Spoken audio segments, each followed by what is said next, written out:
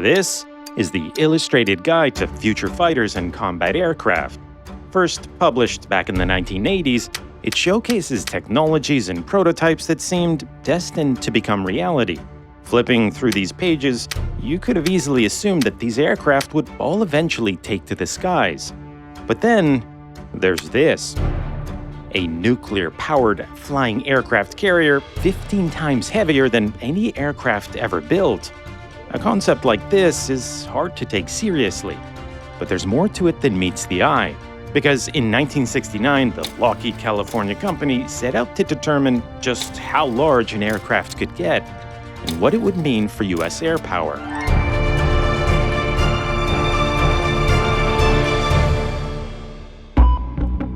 The 1960s saw breathtaking developments in the field of aerospace. Aircraft were flying faster, higher, and further. And engineers weren't just pushing the limits of speed. Aircraft were also getting larger. The newly developed Lockheed C-5 was a massive machine weighing several hundred tons. Its power and range dwarfed planes before it. But aircraft, many times larger, weren't beyond the realm of possibility. Advances in aerodynamics, exotic new materials, and even entirely new forms of propulsion seemed to be just around the corner. Much of the breakneck pace in development was fueled by the Cold War. With the United States and Soviet Union vying to gain the upper hand, immense resources were spent developing spy planes that could fly faster and higher, and bombers that could carry more payload further. The aim was to reach any corner of the world as quickly as possible. To counter the expansion of Soviet power, the United States maintained a strategy of containment, and traditionally, that meant having to maintain a vast fleet of carrier battle groups that could respond to a crisis anywhere in the world. But as the Cold War intensified throughout the 1960s, no corner of the world seemed safe from Soviet agitation. To respond quickly and decisively, the United States looked to radical new technologies. By the 1960s, the Lockheed California company were developing the world's most advanced aircraft, pushing the technology of its time to its absolute limit.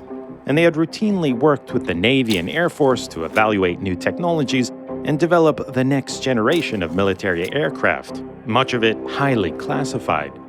But in 1969, the company produced an unusual study that seemed out of place even amongst its cutting-edge research.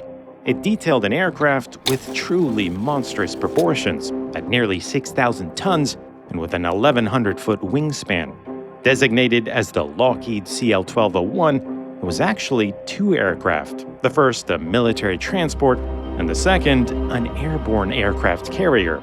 Lockheed's work is referenced in a number of aerospace studies, but the original report is nowhere to be found. Even the U.S. Department of Defense has no record of it, meaning that it's either been lost or destroyed. But there is one report from 1982 summarizing some of Lockheed's original work, and it's just enough to piece together one of the most unusual aircraft studies ever produced. With a payload capacity measured in the millions of pounds, the CL-1201 would transport hundreds of fully equipped troops and armament to anywhere in the world, or deploy dozens of heavily armed combat aircraft on a moment's notice.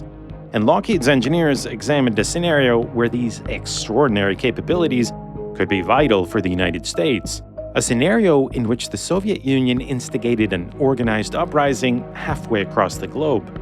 Responding to a call for assistance, the U.S. would typically deploy a naval carrier group and Marines to help stabilize the situation. But in Lockheed's scenario, the Mediterranean would be blocked off and nearby foreign bases would be unavailable. So the 1201 would provide the only means for a rapid strike with a sizable military force launched directly from the continental United States. There's a lot to unpack, from nuclear propulsion to mid-air docking and laser weapons. So to get a better idea of how this was all supposed to work, I'm going to need a little help.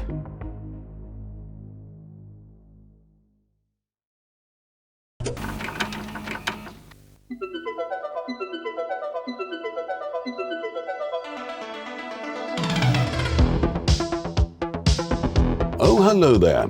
This video cassette will help you learn about the Lockheed CL-1201. With the new 1201, Lockheed will set a new standard for engineering innovation.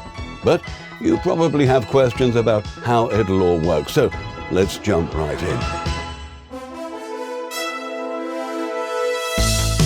Within hours of receiving a call for assistance, an attack carrier would be dispatched from an airbase in Georgia, bound for an aerial staging area over the Mediterranean.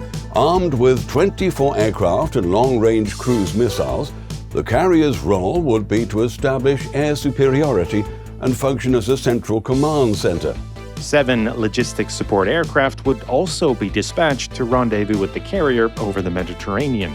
The logistics support aircraft, or LSAs, are giant aerial transports, each capable of carrying up to 400 combat-equipped troops, 472 specialized crew, and over 1,000 tons of mechanized equipment, armament, and supplies to last for 30 days. All 1201s would be equipped with conventional landing gear and operate from paved runways. But for an aircraft of this size, the runway requirements would be absolutely massive. So engineers proposed a novel solution. For maximum operational flexibility, the carrier and LSAs will be fully equipped for short takeoff and landings. Dozens of auxiliary turbofan engines will be housed within the wings and forward fuselage, each capable of delivering an impressive 82,000 pounds of vertical thrust. 4 enormous high-bypass turbofans would supply an additional 600,000 pounds of thrust and allow the massive 1201s to cruise at about the same speed as a modern jet transport. But once over the staging area, the carrier and LSAs would need to loiter for extended periods, remaining continuously airborne for up to 30 days. So Lockheed's engineers turned to another unconventional solution.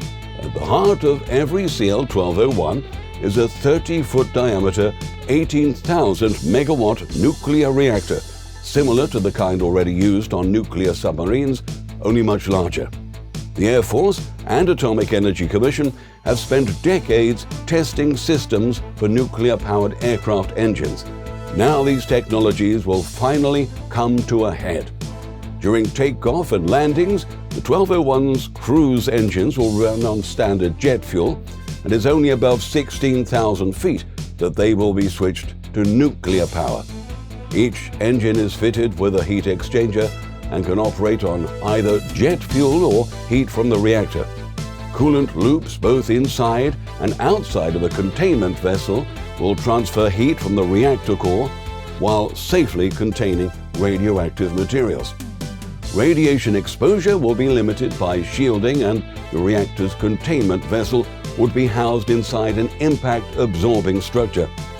A minimum 16,000-foot altitude for nuclear-powered operations was selected on the basis that it would provide sufficient time for reactor shutdown in the event of an accident. Engineers are confident that the reactor will be fail-safe even in a head-on impact with a granite mountain, assuming a prior 20-second shutdown warning. Now, how's that for safety? Along with the carrier and LSAs, a number of conventional jet transports would also make their way to the staging area to support the assault force. Over the staging area, the LSAs would be joined by smaller military transport aircraft referred to as medium inter-theater transports, or MITs. The MITs would rendezvous with the LSAs, docking in mid-flight to transfer troops, weaponry, and supplies. The MITs would then connect to the LSAs via a tow line and remain on standby. The 1201's blended wing design would make it an ideal platform for mid-air docking and transfer. And with the assault force in place, combat operations could begin immediately. Working in conjunction with Allied forces on the ground, carrier-based attack aircraft would clear enemy defenses to establish a secure airfield. Next, the MITs would begin shuttling troops and equipment between the LSAs and the airfield, protected by carrier-based fighter aircraft. Aircraft this large would be high-value targets, but Lockheed's engineers weren't expecting adversaries to get anywhere near them. By operating at 30,000 feet, and at least 600 nautical miles from hostile forces, it would be virtually impossible for the enemy to approach unobserved. But should the enemy attempt to engage, they'd have to contend with an impressive range of counter-air aircraft, long and short-range missiles, and of course, laser weapons. After establishing a sizable presence on the ground, American troops, working with Allied forces, could stabilize the situation within 30 days and reopen the Mediterranean Sea for a larger, conventional ocean-going naval force. I hope this video has proved informative.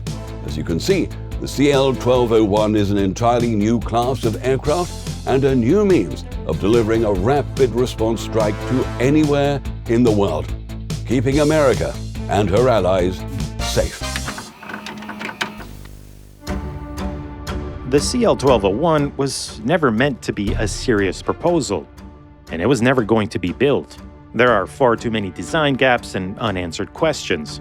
Instead, it was a proof of concept to explore what might be possible when existing technologies are pushed to their limit. And it's only one of hundreds of such studies completed over the decades that aren't supposed to answer questions, but help find the questions yet to be answered. But even among countless conceptual studies produced over the years, the 1201 stands out as one of the most bizarre ever produced. Oh, and one more thing before I forget. Thanks for supporting Mustard on Nebula.